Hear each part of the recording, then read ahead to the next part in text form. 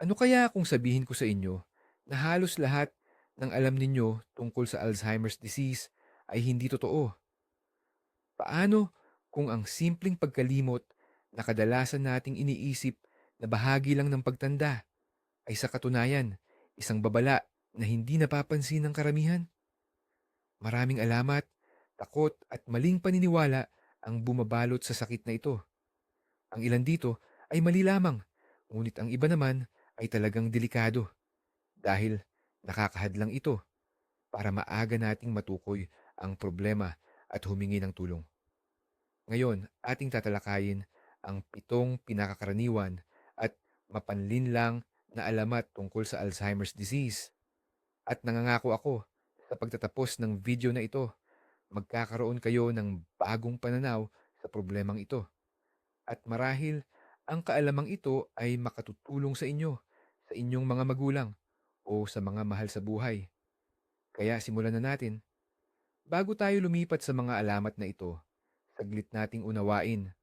Ano nga ba talaga ang Alzheimer's disease? Marami ang nag-iisip na ito ay kasing kahulugan lamang ng pagtanda o mahina ang memorya. Ngunit hindi ito ang totoo. Ang Alzheimer's disease ay isang progresibong neurodegenerative na sakit. Sa madaling sabi, ito ay isang sakit kung saan unti-unting namamatay ang mga selula ng utak.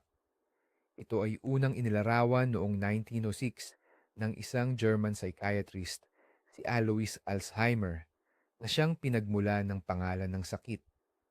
Napansin niya sa utak ng kanyang pasyente ang mga partikular na pagbabago, ang amyloid plaques at neurofibrillary tangles.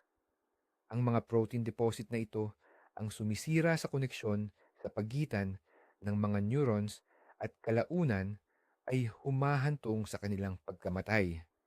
Ito ay hindi lamang isang senior moment o pagkakalimot dahil sa katandaan, kundi isang mapanlinlang na kalaban na unti-unting binubura ang pagkatao, mga alaala, kakayahan, at maging ang mismong esensya ng isang tao.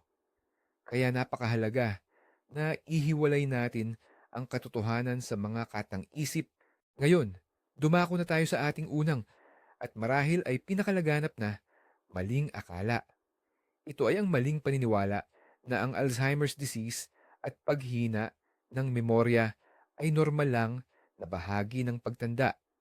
Halos lahat tayo ay narinig na ang linyang, "Ano pa nga ba, matanda na kasi," bilang tugon sa pagrereklamo ng isang nakatatandang kamag-anak tungkol sa pagiging malilimutin. Ang maling akalang ito ay lubhang mapanganib sapagkat nagbibigay ito ng huwad na kapanatagan ng loob. Dahil dito, binabaliwala natin ang mga unang palatandaan, ang mga pinakamahalagang sintomas sa pag-aakalang natural lang ito sa proseso ng pagtanda. Ngunit ang totoo ay ang malubhang pagkalimot, pagkalito, at hirap sa paggawa ng mga nakasanayan ng gawain ay hindi normal kailanman. Ang mga ito ay mga pulang babala na nagpapahiwatig na may nagaganap na hindi normal o may sakit na proseso sa ating utak. Mahalagang mahalaga na maunawaan natin ang pagkakaibang ito. Pag-usapan natin kung saan ba nagtatapos ang normal at nagsisimula ang problema pagdating sa pagkalimot. Ang normal na pagbabago sa memorya habang tayo ay tumatanda, halimbawa, ay yung nakalimutan mo kung saan mo nilagay ang susi, pero pag nag-isip-isip ka ng konti, naaalala mo naman agad. O kaya naman, hindi mo agad maalala ang pangalan ng matagal mo nang kakilala. Pero maya-maya lang, bigla na lang itong sumasagi sa isip mo. Ito ay dahil habang tayo ay tumatanda, natural lang na bumabagal ng kaunti ang proseso ng ating utak sa pagkuha at pagproseso ng impormasyon. Pero, pag-usapang sakit na Alzheimer's, ibang-iba na po ang sitwasyon. Sa Alzheimer's, hindi lang yung kung saan niya nilagay ang susi ang nakakalimutan. Maaaring kalimutan pa niya kung para saan ba talaga ang susi o kung ano ang gamit nito. Maaaring hindi na niya makilala ang isang matalik na kaibigan kahit pa nakatayo na ito mismo sa kanyang harapan. Ito ay hindi na lang basta pagbagal ng isip. Ito ay tuluyang pagkasira ng mga ugat or koneksyon sa utak kung saan nakaimbak ang lahat ng impormasyon natin. Kumbaga, hindi lang ito sa dami o bilis ng pagkalimot, kundi sa mismong uri at lalim ng problema. Para mas madaling maunawaan, isipin na lang natin ang isang aklatan. Sa normal na pagtanda, parang ang librarian bumabagal lang ng bahagya. Kailangan niya ng mas mahabang oras para mahanap ang tamang libro sa istante, pero alam pa rin niya kung nasaan ito. Pero sa sakit na Alzheimer, ang aklatan ay nasusunog, nasisira ang mga libro, nawawala ang mga katalogo, at bumabagsak maging ang mga istante. Ang ibang kaalaman, parang mga aklat na tuluyan ng nawawala. Ang librarian ay hindi lang bumagal, kundi hindi na niya talaga makita ang impormasyon dahil wala na ito. Parang nasunog na ang mga aklat. Kaya naman, napakahalaga na huwag lang basta baliwalain ang mga seryosong problema sa alaala o memorya ng ating mga mahal sa buhay. Dapat ay agad nating dalhin sa doktor. Ang maagang pagsusuri or early diagnosis ang susi para mapabagal ang sunog na ito sa alaala. Ngayon, dumako naman tayo sa ikalawang maling paniniwala na talagang nakatanim na sa ating isipan. Ang sabi-sabi ay, ang Alzheimer's disease ay sa matatanda lamang, lalo na yung 80 pataas. Kapag naiisip natin ang isang taong may demensya, ang lumalabas agad sa ating isip ay isang uugod-ugod na lolo o lola. Totoo naman, ang edad ang pangunahing salik ng panganib. Habang tumatanda ang isang tao, mas tumataas ang posibilidad na magkaroon ng sakit. Pinapatunayan ito ng istatistika. Pero ang mahalagang salita rito ay pangunahin, hindi nag-iisa lamang. Mayroon tayong tinatawag na early onset Alzheimer's or Alzheimer's na maagang nagsisimula. At ito ay hindi naman bihirang mangyari gaya ng akala ng karamihan. Ang sakit ay maaaring tumama kahit pa sa edad na 60, 50 o di kaya'y kasing bata ng 40 anyos. Nagbabago nito ang buong pananaw, hindi ba? Isipin niyo po ang ganitong sitwasyon. May isang accountant na matagumpay at nasa edad 45, pero bigla na lang nagsisimulang magkamali sa kanyang mga ulat. Nagiging malilimutin, madaling mainis, at nalilimutan na ang mahahalagang pulong. Ano kaya ang isipin ng kanyang mga kasamahan at ng pamilya niya? Malamang, ang sasabihin nila'y stress lang yan, napagod lang, or baka midlife crisis lang. Ni isa man ay hindi maghihinala na baka Alzheimer's disease na pala ang problema. Pwedeng lumipas ang maraming taon sa pagpapatingin sa doktor, ginagamot ang depression, chronic fatigue syndrome, kung ano-ano pa, pero hindi ang tunay na dahilan ng kanyang karamdaman. At ang mahalagang panahon kung saan sana nasimulan ang therapy at napabagal ng husto ang paglala ng sakit ay mawawala lang. Itong maling akala na ito ay talagang mapanlin lang dahil ginagawa nitong di nakikita ang sakit ng publiko at maging ng mga doktor, lalo na kung medyo bata pa ang pasyente. Nakakalungkot talaga ang sinasapit ng mga pasyenteng ganito. Marami ang nawawalan ng trabaho at pati na ang kanilang mga pamilya ay nagkakawatak-watak. Bakit? Dahil ang pagbabago sa kanilang pag-uugali ay hindi nakikita bilang tanda ng sakit, kundi bilang masamang ugali o kaya'y personal na pagkukulang. Ayon sa mga asosasyon na lumalaban sa sakit na Alzheimer, aabot sa 10 hanggang 10% ng lahat ng kaso ay nauugnay sa early onset o maagang paglitaw ng sakit. Ito ay daan-daang libong tao sa buong mundo. Kaya naman, tandaan po natin, kung may napapansin kayo sa inyong sarili o sa isang mahal sa buhay na malayo pa sa 80 ang edad, na may seryosong problema sa pag-iisip at memorya, huwag ninyong baliwalain ang posibilidad na ito ay isang uri ng sakit sa utak na unti-unting lumalala. Mas mainam na magpa-check up at magpa-examine agad kaysa hayaang nakawin ng maling akala na sakit lang ito ng matatanda ang mga tao ng inyong masigla at makabuluhang buhay. Narito naman po ang ikatlong maling akala na may direktang kaugnayan sa unang dalawa. Sinasabi po nito na ang nag-iisang sintomas lang daw ng Alzheimer's ay ang pagkalimot o pagkawala ng memorya. Walang duda po, ang mga problema sa memorya, lalo na yung sa panandaliang memorya, ay talagang isang kilalang senyales ng sakit na ito. Maaaring malinaw pong matandaan ng isang tao ang mga nangyari 70 taon na ang nakalipas, pero wala na siyang maalala sa kinain niya sa almusal. Ito po ay isang klasikong senyales. Pero po, ang pagtingin na ang pagkalimot lang ang buong komplikasyon ng sakit ay isang malaking pagpapasimple. Ang sakit na Alzheimer's po ay isang sistematikong pagkasira ng utak na nakakaapekto sa maraming aspeto ng paggana nito.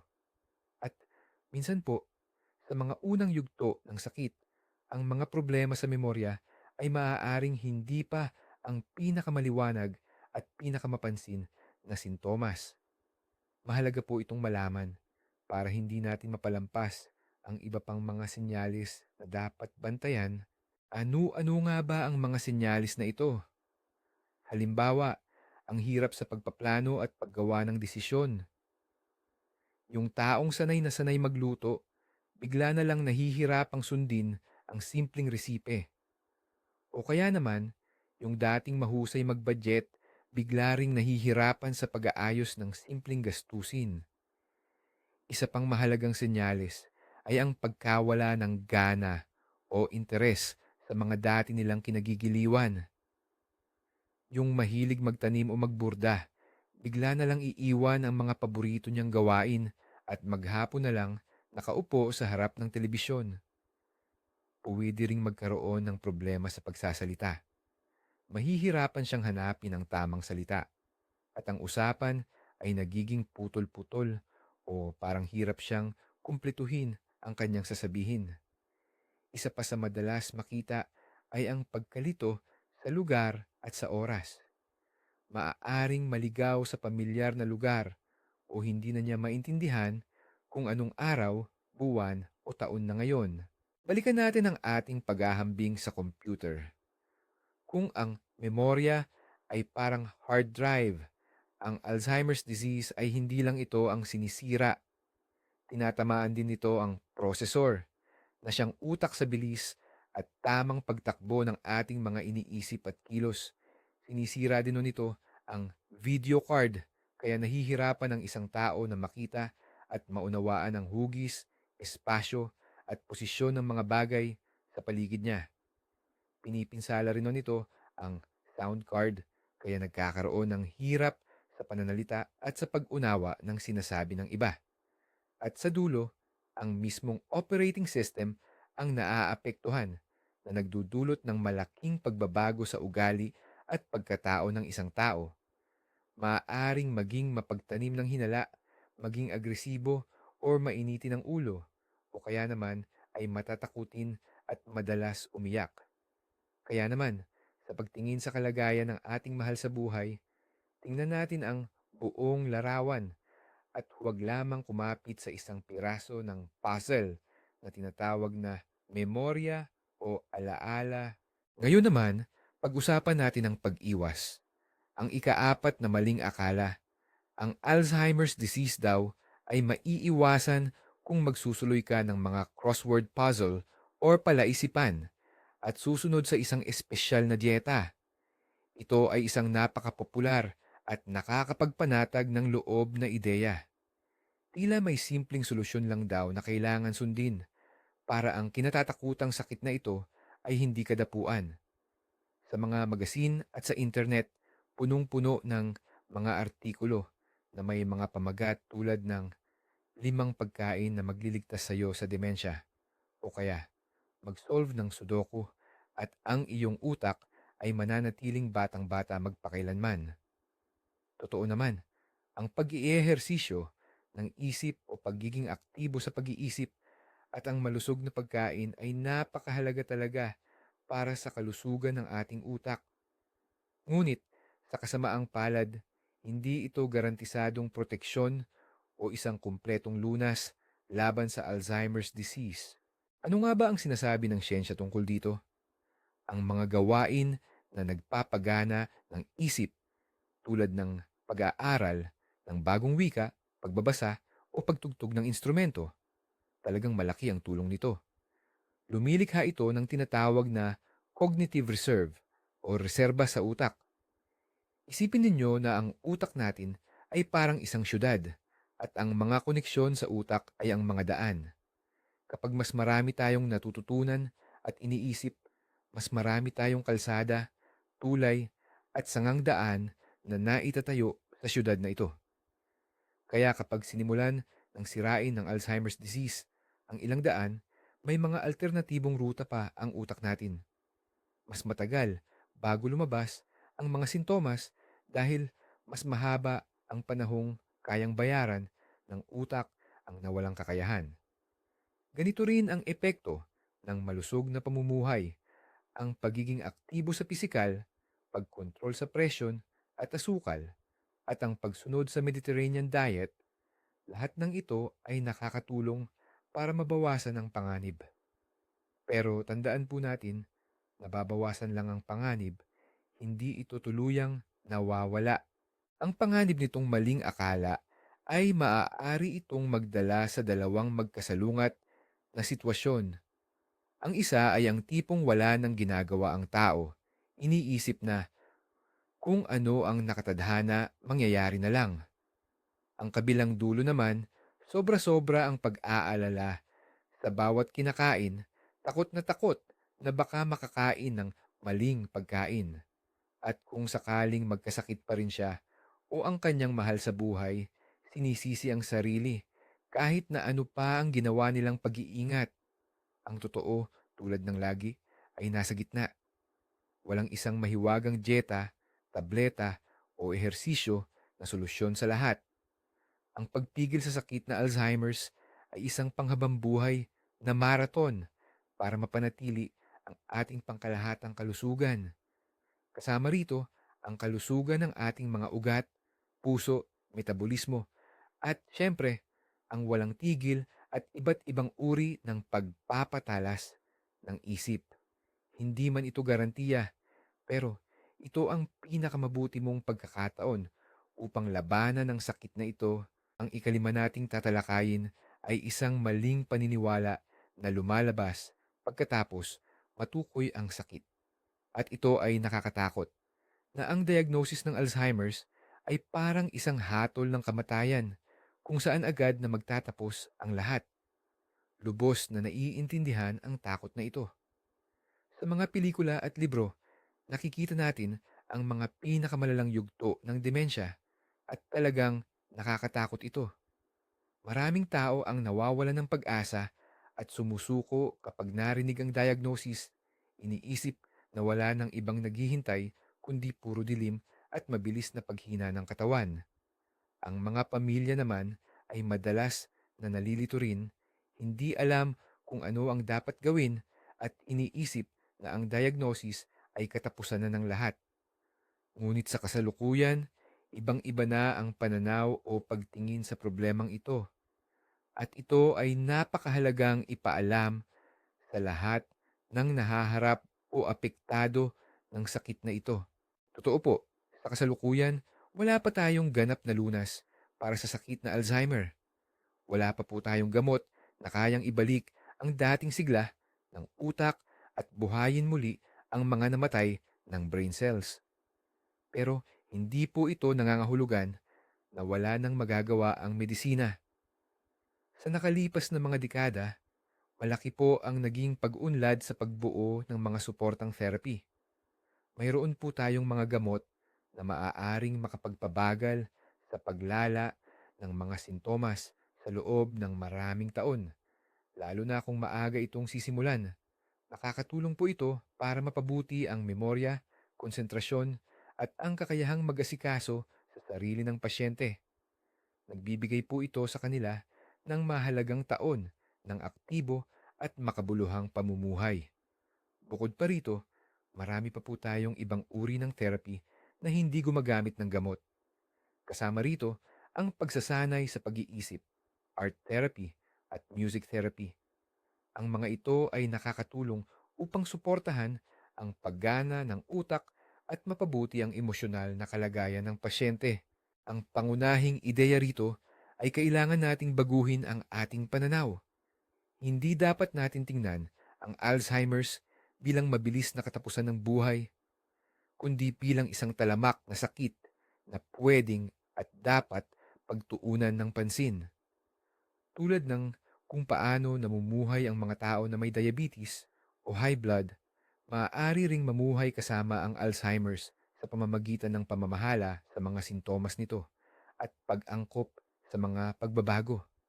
Ang maagang pagsusuri at tamang therapy ay nakakatulong para manatiling malaya ang isang tao, makipag-ugnayan sa pamilya, at makaranas pa rin ng saya sa buhay ng mas matagal. Oo, magiging iba ang buhay na ito na may ilang limitasyon, ngunit buhay pa rin ito at tungkulin ng modernong medisina at ng ating lipunan na gawing mas maganda ang kalidad at mas mahaba ang buhay na ito hanggat maaari. O, ngayon, pag-usapan naman natin ang mga sabi-sabi at mga kwentong nakakatakot. Ang ika-anim na sabi-sabi ay pinagsama-sama ang iba't ibang paniniwala na ang Alzheimer's ay dulot daw ng mga lutuan na gawa sa aluminum, ng mga bakuna, ng mga dental fillings na may mercury, at kung ano-ano pa. Mahirap talagang mawala ang mga ganitong sabi-sabi dahil nagbibigay sila ng madali at simpleng paliwanag sa isang napakakomplikadong sakit. Mas madaling maniwala na may isang bagay lang na dapat sisihin na pwede lang nating tanggalin sa buhay natin para maging ligtas. Halimbawa, ang kwento tungkol sa aluminum ay nagsimula pa noong dekada 60 nang may makitang maraming aluminum sa utak ng mga pasyente na may Alzheimer's. Kumalat agad ang balitang ito, kaya't marami ang nagtapon ng kanilang mga aluminum na kaldero at kawali.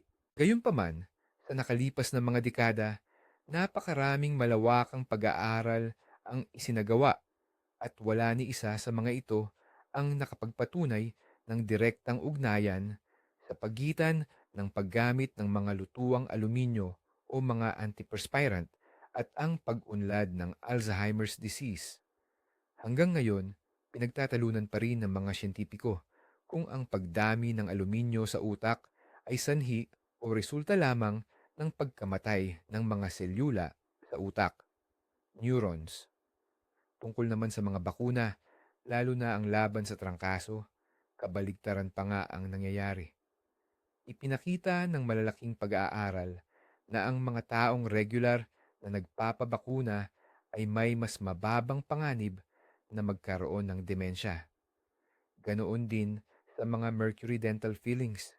Wala ring sapat na ebidensya na may koneksyon ito sa Alzheimer's. Ang mga alamat o maling paniniwalang ito ay nagpapalayo lang sa atin sa tunay at napatunayang mga salik ng panganib. Kung gayon, ano-ano nga ba itong mga tunay na salik o mga dahilan? Naikwento na natin kanina na ang pinakapangunahin dyan ay ang edad. Pangalawa sa mahalaga ay ang ating genetics o minana sa pamilya, at pag-uusapan natin yan sa susunod nating pagtalakay.